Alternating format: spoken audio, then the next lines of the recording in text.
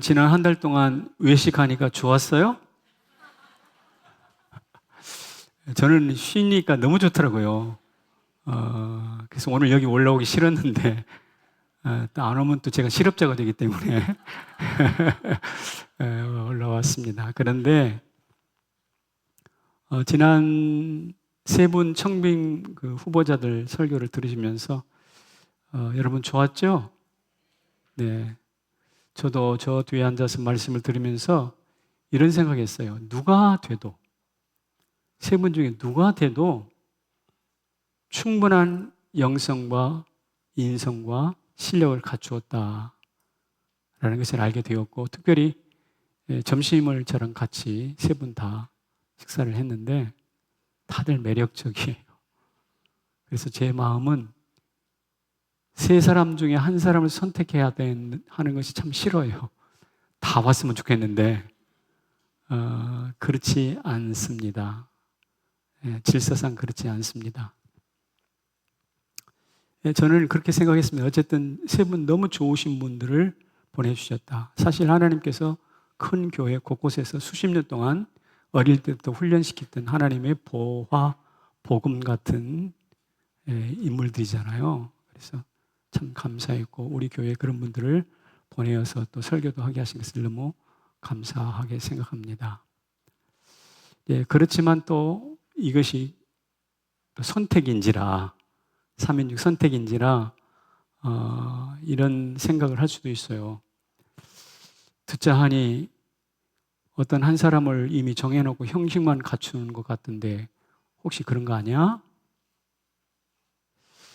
과정과 절차는 공정한 거야? 설교 순서는 왜 그렇게 정했지? 심지어 나는 이 사람이 더 좋아, 나는 이런 사람이 싫어 라고 말할 수도 있습니다.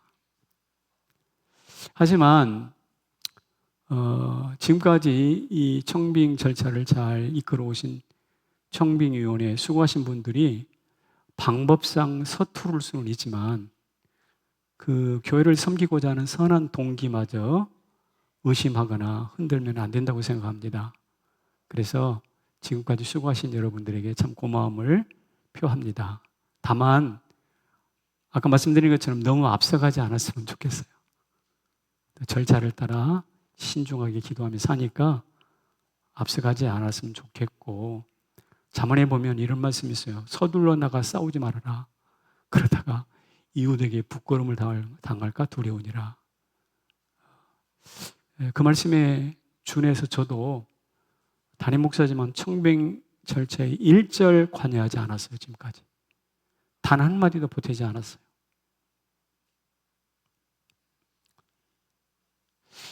다만 앞으로도 그럴 것인데, 이제 여러분들이 이런 선택을 놓고 혼돈과 혼돈을 거듭할 것이기 때문에 담임 목사로서 이러이러한 청빙 과정을 지나왔습니다. 그리고 선택을 할 때는 성경적인 지침이 이렇습니다 라는 것을 객관적으로 사심 없이 말씀을 드리려고 합니다. 사심 없이 말씀드릴 테니까 오해 없이 들으시길 바랍니다. 그럴 수 있겠어요?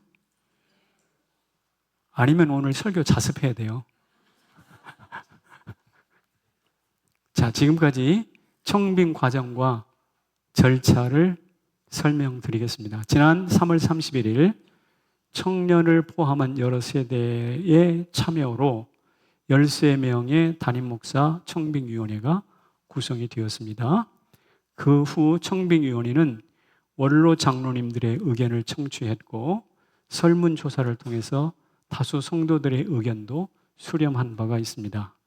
그리고 이어서 담임 목사 청빙 광고를 교계 기독신문에다가 실었어요. 그리고 66명의 후보자들이 지원을 해왔습니다.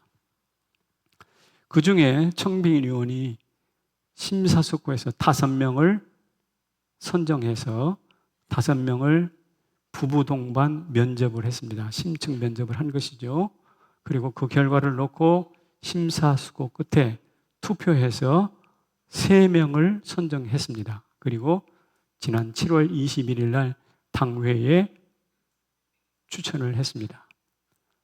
우리 교회 정관과 세칙에 보면 당회는 2인 이상 청빙위의 추천을 받아서 그 중에 1인을 선택하고 그 1인을 공동의회에다 상정한다라고 우리 교회 정관 세칙에 나와 있습니다. 그 결정에 따라서 당회는 9월 1일 날 청빙위원회가 추천한 3인 중에 한 분을 결정할 거예요. 그리고 말씀드린 것처럼 8일 날 교회 앞에 공식 광고를 하고 그로부터 2주 후 9월 22일 날 임직 투표하는 방식으로 투표를 할 예정이 있습니다. 절차를 이렇게 진행한다는 것을 여러분들이 이해해 주시면 좋겠습니다. 그런데 혹 이런 질문을 할 수 있을 거예요. 세 분의 설교를 들었으면 세 분에 대해서 투표를 해야지. 왜 당회가 추천한 한 사람에게 대해만 가부 투표를 해야 합니까? 충분히 있을 수 있는 질문입니다. 하지만 거기에는 약간의 문제가 있습니다. 첫째는 아까 말씀드린 정관 세칙에 부합되지가 않아요. 우리 교회 이미 정관 세칙에는 3인 추천, 1인 선택, 1인 공동의회 결정으로 되어 있습니다. 두 번째로는 후보자들의 인성과 영성을 심사하고 검토해야 될 당회의 고유한 임무가 있는데 그거 없이 세 분을 다 올려버리면 당회의 임무를 배임하는 것이거나 포기하는 게 돼요. 당회의 존재의 의미도 없어집니다. 세 번째, 청빙 투표가 인기 투표로 변질될 가능성이 있어요. 네 번째, 의견이 분분히 나뉘어져서 위임 목사에게 필요한 3분의 2 찬성 표를 얻기가 거의 어렵습니다.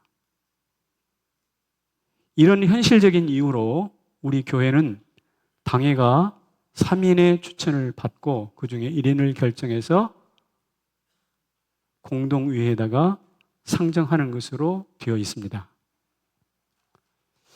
이렇게 함으로써 담임 목사 청빙이 절차상 정당성을 확보하게 돼요. 당회는 당회의 임무, 청빙회는 청빙회의 임무, 공동회는 공동회의 임무를 균형 있게 수행하게 되는 것입니다. 이런 절차를 따라야만. 그리고 이렇게 함으로써 성도 여러분들은 청빙위원회와 당회를 통해서 간접적인 의사표현을 2번 합니다. 아니, 설문조사를 통해서 이미 3번을 하신 겁니다. 그리고 공동의회 투표를 통해서 직접적인 의사표현을 또 한 번 하게 될 것입니다. 그래서 총 3회 혹은 4회에 걸쳐서 의사표현을 하도록 되어 있습니다. 이런 과정을 거쳐서 합력하여 선을 이루듯이 담임 목사를 모시는 것인데 이게 바로 장로교 정치 원리입니다. 장로교는 직접 투표가 아니고요. 간접 투표예요. 대의 정치예요. 우리 현대 정치처럼. 그래서 여러분에게 제가 부탁을 드리는 것은 지난 수개월 동안 깊은 논의와 기도를 거친 청빙위와 당회의 결정을 존중해 주시기를 바랍니다. 그리고 하나님 앞에 머물면서 여러분들이 할 일이 무엇이냐면 하나님의 마음을 구하는 것입니다. 지난 5월 임직식이 축제로 되었어요. 다른 교회는 누구는 됐고 누구는 떨어졌다는 방식으로 서로 이전 투구가 나타나는데 그러지 않고 우리는 다 지 혼자 다 되고 다 축제로 모든 사람들이 기뻐하며 하나님의 뜻으로 헌신하지 않았습니까? 그것처럼 5월 임직이 축제였던 것처럼 담임 목사 청빙도 큰 축제가 될 것입니다. 그래서 오늘 설교도 뭐죠? 청빙은 축제이다. 청빙이 축제다. 이게 아니고 청빙도 축제다. 그럼 뭐가 축제였는데? 임직이 축제였던 것처럼 청빙도 축제다. 그런 뜻입니다. 지금까지 되어왔던 장로교 정치 원리에 따른 과정을 설명드렸습니다. 그렇다면 이제 성경의 가르침을 따라서 한 사람을 선택을 할 때 구체적으로 어떻게 해야 되는가? 성경의 지침을 여러분에게 말씀을 드리겠습니다. 역시 오해 없이 들으시면 좋겠습니다. 첫 번째, 청빙을 위한 우리의 준비가 필요한데요. 우리가 좋은 목사님 보내주시라고 기도했잖아요. 근데 우리가 함부로 살면 안 된다고 그랬죠? 좋은 선생님 보내주세요 그러니까 우리는 그야말로 시정잡해처럼 살면 안 되잖아요. 그래서 오늘 우리도 좋은 양처럼 좋은 성도가 되어야 되는데, 그렇게 하기 위해서 첫 번째 무엇을 해야 되는가? 선입견이 해체되어야 합니다. 우선 우리가 가진 세 분 설교를 들은 지금 나의 취향이나 첫인상이나 이런저런 편견이 우리 안에 이미 생겼어요. 이미 주어졌어요. 그것을 먼저 해체하는 것이 필요합니다. 예를 들면 베드로가 고넬료에게 가서 전도해라 그럴 때 베드로가 싫습니다 그랬잖아요. 편견이었어요. 이방인을 향한 편견이죠. 요나가 니느웨에 가서 전도해라 그랬더니 싫습니다 하고 어디로 갔어요? 엉뚱한 데 타시스로 갔잖아요. 이런 편견이 깨져야 드디어 선교의 문이 활짝 열렸던 것처럼 오늘 우리들도 이 세 분 설교자의 말씀을 듣고 평가하기보다는 그 말씀 속에 있는 하나님의 음성을 먼저 들어야 된다는 것이죠. 내 안에 있는 선입견이나 취향이나 편견을 깨트려야 되는 거예요. 예를 들면 매일의 홍해를 은혜로 건너게 하옵소서라는 말씀 주셨죠. 하나님의 이름은 실체가 있습니다. 그러므로 우리는 믿음대로 반응해야 합니다. 여호수아이신 예수님의 섭리가 있으니 우리는 그 섭리를 내 것으로 받아야 합니다라는 말씀들을 주셨어요. 그 말씀을 듣고 우리가 해야 할 일은 평가하는 것이 아니라 내 좁은 편견이나 취향을 해체시키고 나 자신을 그 말씀 앞에 무릎 꿇리는 것입니다. 그러므로 세 분 목사님의 설교에 의뢰받지 않는 한 제대로 투표할 수가 없어요. 다시, 세 분 목사님의 말씀을 제대로 의뢰받지 못하는 한 투표 바로 할 수 없어요. 다시 말해서 내 안에 가지고 있는 선입견인 첫인상, 이런 취향 해체시켜야 된다는 것이고, 두 번째로는 관점을 준비해야 합니다. 관점, 보는 눈인데요. 청빙을 할 때 대개 세 가지의 선택을 놓고 고민합니다. 일반적으로. 첫째는 설교 딱 들어보고 나는 저분이 좋아. 내가 좋아하는 사람이 나타나게 돼 있어요. 두 번째, 내가 좋아하는 것과는 좀 달리 객관적으로 보아도 영성과 실력 갖춰서 누가 봐도 지지를 받을 수 있는 사람이 있어요. 좋은 사람입니다. 첫째는 내가 좋아하는 사람이고, 두 번째는 많은 사람들이 좋아할 수 있는 좋은 사람입니다. 세 번째는 무엇이냐면 맞는 사람입니다. 이것은 사람의 판단을 떠나서 초월해서 하나님의 마음에 맞는 사람이 있다는 거예요. 세상 사람들은 좋아하는 사람과 좋은 사람 놓고 투표하면 돼요. 근데 우리는 그렇지 않습니다. 맞는 사람이 있어요. 여러분들은 이 세 가지 중에 어떤 선택을 하시겠습니까? 결코 쉬운 과제는 아닙니다. 교회의 미래가 달린 사안이기 때문에 어떻게 해야 할지 심사숙고해야 됩니다. 그래서 제가 이렇게 여러분에게 질문하겠습니다. 같이 읽어볼까요? 시작. 대통령 선거에서 내가 좋아하는 사람에게 투표하면 되는 거죠. 그러나 담임 목사 청빙에서는 그렇게 하면 안 된다는 거예요. 왜냐하면 내 위에 누가 하나님의 뜻이 있기 때문에 그렇습니다. 세상 사람들은 민심은 천심이라고 말을 합니다. 그러나 교회는 민심은 천심이 아닙니다. 민심 위에 천심이 있습니다. 다행스럽게도 선입견을 해체하고 하나님의 뜻을 물을 줄 아는 사람은 자기가 좋아하는 사람을 내려놓는 게 그리 어렵지 않습니다. 그런데 문제는 누가 봐도 영성과 실력을 갖춘 사람과 하나님 마음에 맞는 사람을 놓고는 고민하게 돼요. 누구를 선택해야 될까? 객관적으로 이 사람이 좋은데. 고민하게 돼요. 갈등을 일으켜요. 왜 그럴까요? 하나님 마음을 모르니까 나타나는 갈등인데요. 예를 들면 이런 겁니다. 사무엘이 이새의 집에 가서 기름을 부으러 갔어요. 맏아들 엘리압을 보니까 흔히 하는 말로 뿅 갔어요. 와! 그래서 이렇게 말합니다. 뭐라고 그러냐? 여호와의 기름 부으실 자가 과연 주님 앞에 있도다. 과연 여기는 이 사람이네? 이런 뜻이죠. 개인적으로 봐도 누가 봐도 좋은 인물이었다 이 말입니다. 그때 하나님이 긴급하게 말씀하시죠. 뭐라고요? 같이 했습니다. 시작. 용모와 키를 보지 말라. 사람은 외모를 보거니와 나 여호와는 중심을 보느니라.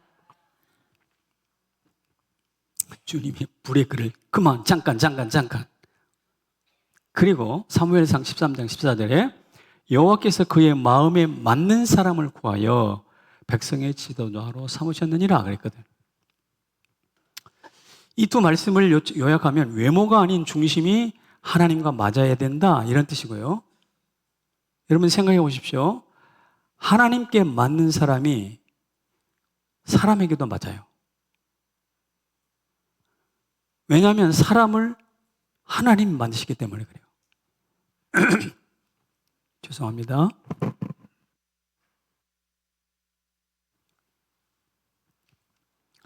하나님께 맞는 사람이 내게 맞아요. 거꾸로 내게 맞는 사람이 하나님께 맞는 사람인 것은 아니에요. 사람을 만드신 하나님이 우리를 가장 잘 아시기 때문에 우리에게 가장 잘 맞는 사람을 보내시는 거죠. 저는 그런 믿음이 있습니다. 바울은 이것을 중심이 통하는 사람, a man according to God, 기타가 코드가 맞듯이, 그래서 아름다운 화석을 말하듯이 그렇게 하나님과 according 하는 사람이라는 것이죠. 우리는 사무엘이나 이새처럼 내가 좋은 사람, 객관적으로 좋은 사람이 하나님께 맞는 사람이라고 고집하고 싶어 합니다. 그러나 이것은 대단한 착각입니다. 어쩌면 또 다른 사울을 낳는 지름길일 수도 있어요.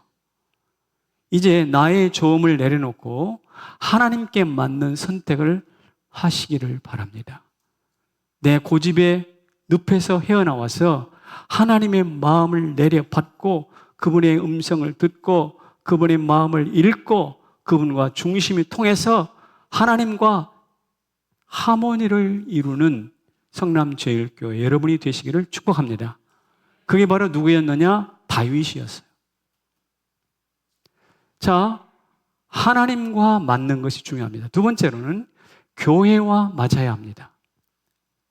제가 아까 서두에 말씀드렸던 것처럼 저는 이 세 분 목사님들 중에 어느 한 사람을 선호하지 않습니다. 만나보니까 다 좋아요. 다 훌륭합니다.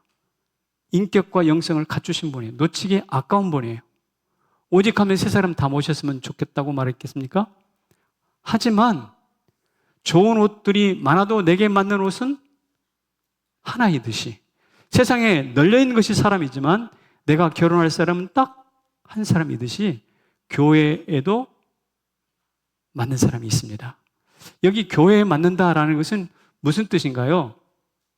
자막 아니요. 사진 한번 보여주실래요? 저겁니다. 저게 퍼즐인데요.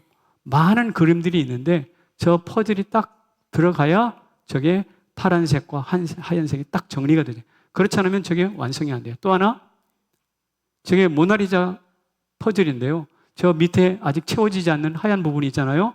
저 부분이 딱 채워져야 저 그림이 완성되듯이 교회에 맞는다는 것은 바로 우리 교회와 맞는 그 사람이 있다는 것이죠. 제가 좀 널찍하게 이야기를 하면 칼빈주의 장로교 개혁신앙을 고백하는 사람이어야 합니다. 그리고 55년 역사와 사역을 계승할 줄 아는 사람이어야 됩니다. 양떼만 생각하는 목양일념의 사람이어야 합니다. 재개발을 앞에 두고 있기 때문에 미래지향적인 개척자여야 합니다.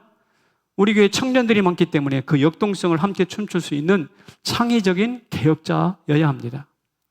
목사 개인적으로는 생명을 살리는 목자여야 하고 떡방 장인이어서 그가 만든 말씀의 떡으로 모든 성도들이 배불리 기쁘게 먹을 수 있어야 하고, 또 소통하는 치유의사여서 우는 자와 함께 울고 웃는 자와 함께 웃어서 성도들의 마음속에는 응어리를 풀어주어야 합니다. 이 사람이 바로 무엇이냐? 교회와 맞는 사람이죠. 그렇다면 이런 목회자를 어떻게 청빙할 수 있을까? 골라낼 수 있을까? 그리 어렵지 않습니다. 한번 읽어볼까요? 시작.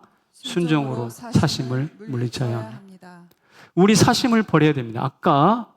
아까 취향이나 개인의 성향, 편견 이거 말씀드렸는데 그것이 하나로 사심이라고 말할 수 있어요.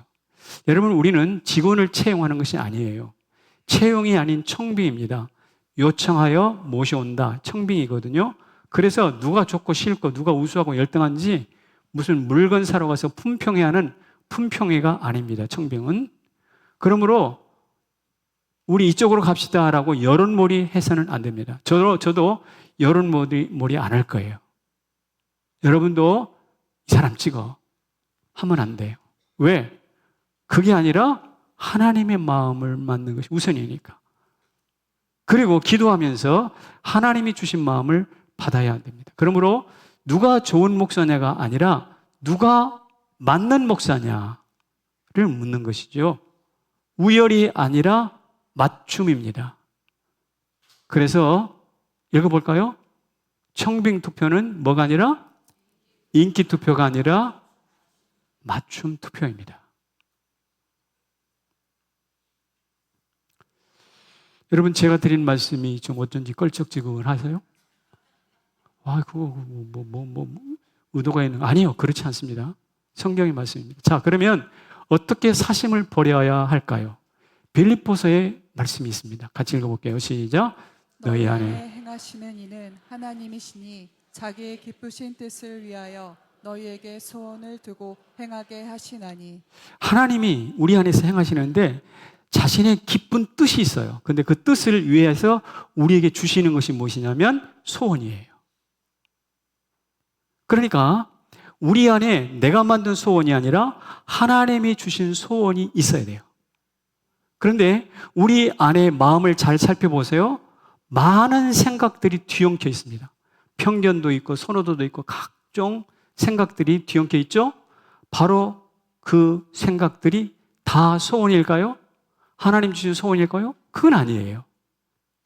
그러므로 우리 마음속에 있는 생각들 중에 소원을 골라내야 돼요. 그 생각이 소원이 되도록 바꿔야 돼요. 어떻게 바꾸는가? 그게 바로 순종이라는 것입니다. 마치 진흙이 토기장의 손을 통해서 도자기로 바뀌듯이 우리의 생각도 순종을 통해서 선한 소원으로 바뀝니다. 그래서 이것은 저의 말이 아니라 사도 바울이 명확히 말씀하십니다. 시작. 모든 생각을 사로잡아 그리스도께 복종케 하나니. 우리 모든 생각을 그리스도께 복종할 때에야 드디어 우리 마음에 생기는 것이 무엇이냐? 선한 소원이라는 거예요. 다윗의 예를 들어보겠습니다. 적들이 쳐들어왔어요. 당연히 자기 방어의 원칙에 따라서 나가 싸워야 되겠죠. 그러나 다윗이 한 단계를 더 거칩니다. 하나님, 나가서 싸울까요, 말까요? 굳이 물어요, 하나님께. 왜 그럴까요? 의도가 뭘까요? 생각을 복종시켜서 소원으로 바꾸려 하기 때문입니다. 다윗이 하나님께 물었기 때문에, 그래서 하나님이 나가 싸우라고 말씀하셨기 때문에 그 전쟁은 이제 다윗의 전쟁이 아니라 자기의 방어의 전쟁이 아니라 하나님의 전쟁이 되는 거예요. 묻느냐 안 묻느냐의 차이가 이처럼 큽니다. 우리도 생각을 하나님께 복종시킬 때 그 생각이 소원이 되고 그 소원을 따라 선택하는 것이 하나님의 선택이 되는 것입니다. 만약에 우리가 이런 생각을 복종시켜서 소원의 과정으로 바꾸지 않으면, 이런 절차를 생략해버리면 제 단언하건대 예수님이 청빙 후보자, 담임 목사 후보자로 온다고 해도 아마 안 될 겁니다. 왜? 자격이 없거든. 예수님이 무명이거든. 경력도 없거든. 이런 분이 여러분들에게 찾아왔다면 어떡하시겠습니까? 담임 목사 후보자로 지원서를 냈어요. 보니까 결혼 안 하고 혼자 살아. 목회하다가 돈이 좀 부족하면 돈 벌러 나가버려 그냥. 감옥도 갔다 왔네? 외모를 보니까 매력이 별로 없어. 간질병이 있대요. 정식 신학교 출신이 아니야. 그래서 들어보니 말에 조란 사람이야. 설교도 잘 못해. 여러분, 이런 사람이 만약에 있다면 담임 목사 투표할까요, 안 할까요? 100% 떨어집니다. 그런데 이 사람이 누구냐면 사도 바울입니다. 이 사람이 바로 사도 바울이라고. 이 사람이 바로 초대교회를 세웠고 교회 소아시아를 누비고다녔던. 근데 만약에 우리가 이런 사심을 순종을 통해서 하나님의 선한 소원으로 바꾸지 않는 한 우리에게는 예수님이 와도 사도 바울이 와도 담임 목사 커트당해. 그 자리에 누가 왕노릇 할까요? 심지어 사심을 따라 좋은 것을 결정했다 하더라도 어떻게 되는가? 시편 106편에 이런 말씀이 있어요. 시작. 예수께 저희 요구한 것을 주셨지라도 그 영혼을 파리하게 하셨도다. 저희가 원하는 생각대로 요구한 것을 주셨을지라도 영혼이 파리해졌다. 이게 이스라엘이 언제 하셨는 말씀 아닌가? 메추라기를 하나님 고기 먹고 싶어요 해가지고 메추라기를 얼마나 원했습니까? 주셨는데 그 메추라기를 요리해가지고 입에 넘기기도 전에 영혼이 파리해졌다 그랬어요. 여러분, 몸이 조금 아픈 게 낫지 영혼이 파리해지는 것이 좋겠어요? 그래서 저는 지금까지 드린 말씀에 기초해서 여러분에게 묻습니다. 하나님이 우리에게 맞추셔야 할까요? 우리가 하나님께 맞춰야 될까요? 우리가 하나님께 맞춰야 하지요. 그러므로 지금 우리는 세 가지 앞에 있습니다. 판단과 소문과 검증.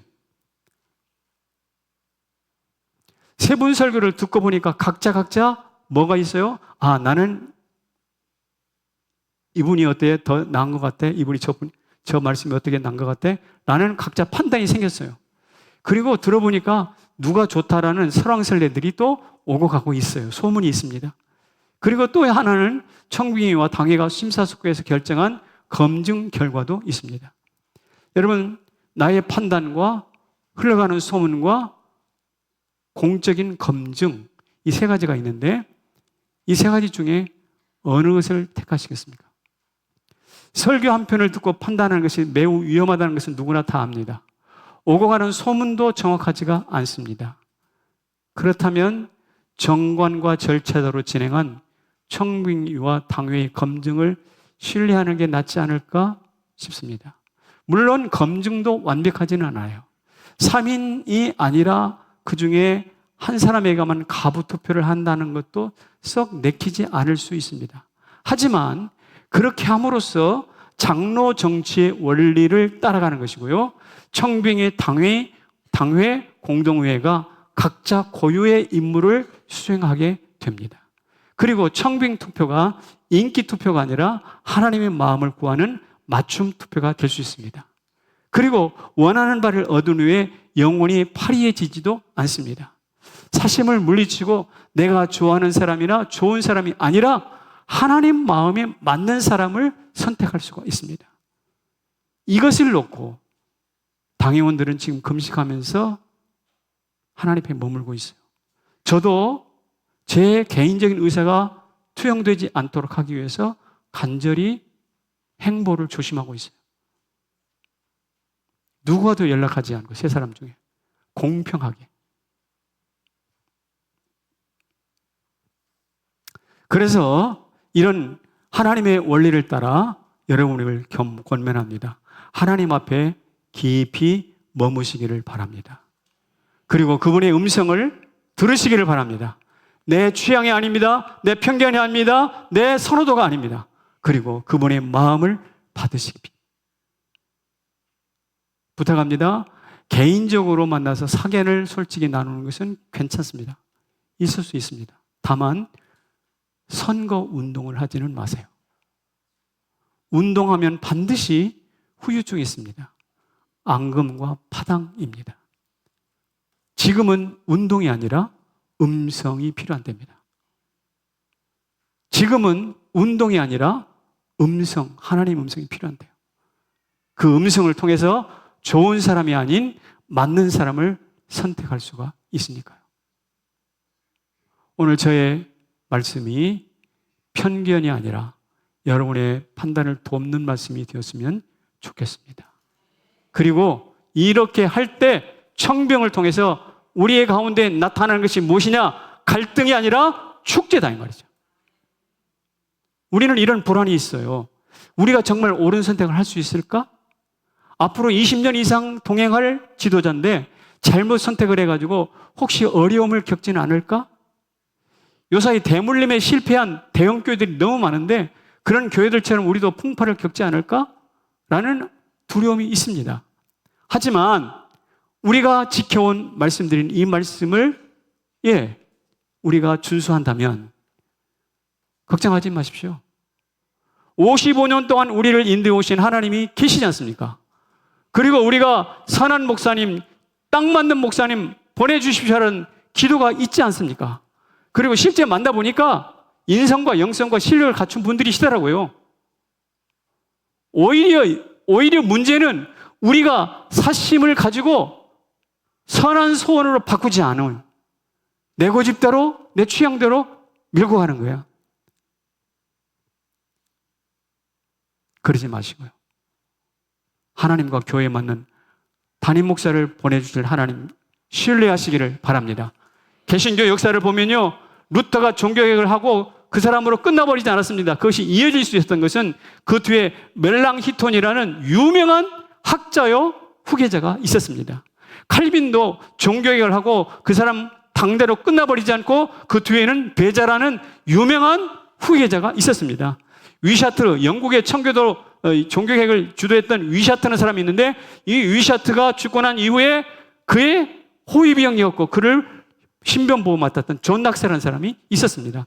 이런 분들이 있어서 지금부터 500년 전 종교개혁이 가능했듯이 오늘 우리들도, 우리 교회도 여기에 준한 하나님의 예비된 인물을 주실 줄로 믿습니다. 다만 우리가 하는 것은 무엇이냐?